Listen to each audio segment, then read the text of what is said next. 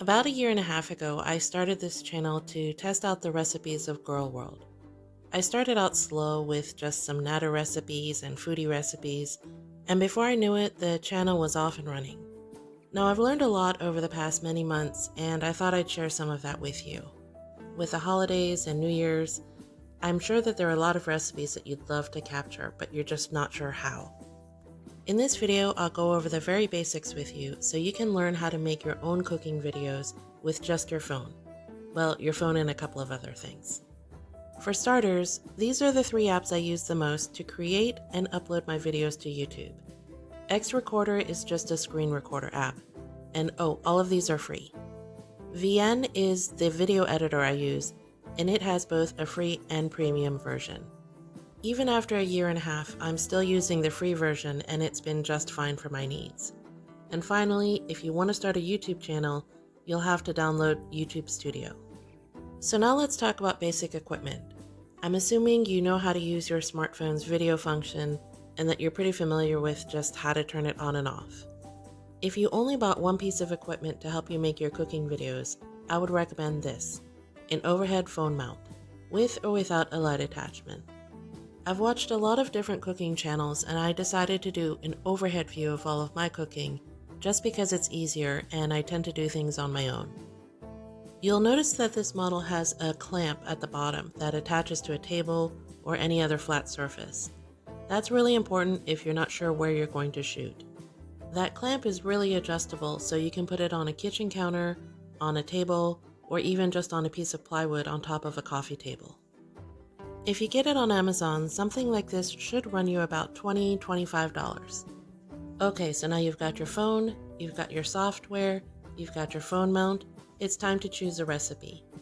I went with Girl World recipes just because they seem so bizarre. So go ahead and pick out a recipe you want to get started with and take a screenshot of the entire thing.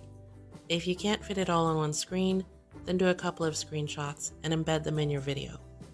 Now, when I'm creating a video, I like to think of it in three separate parts: the ingredients, the preparation, and then the tasting. In my opinion, the best part about a cooking video is that you don't have to show every single little step. Now, in this frame, you'll see that I have a bunch of stuff going on. While I am showing you what I'm doing with the pepper, I'm also showing you the other ingredients off to the top. I'm not showing you every single knife stroke or every single thing I do, but I'm giving you a general idea. Now, the placement of everything in this frame is very important. Once you know what you're going to cook, assemble all of your ingredients and put them sort of in frame off to the side or on top. If you watch a lot of my videos, then you'll probably notice that that round basket is always at the top of my frame, and I keep a discard bowl off to the left. On the right, I'll mark my boundary with either a utensil or some kind of napkin. Having a basic setup like this makes it a lot easier to know what's going to appear on or off camera. So, zoom in enough that people can see what you're doing, but leave yourself enough room off to the side so you can do stuff off camera as well.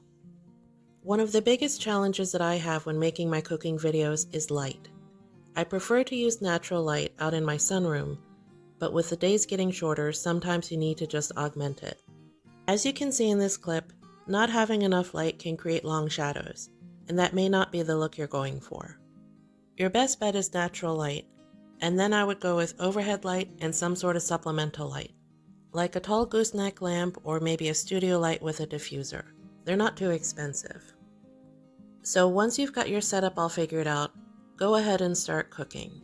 Now keep in mind, it's going to be easier to take lots of little videos and clip them all together than it would be to get one smooth take.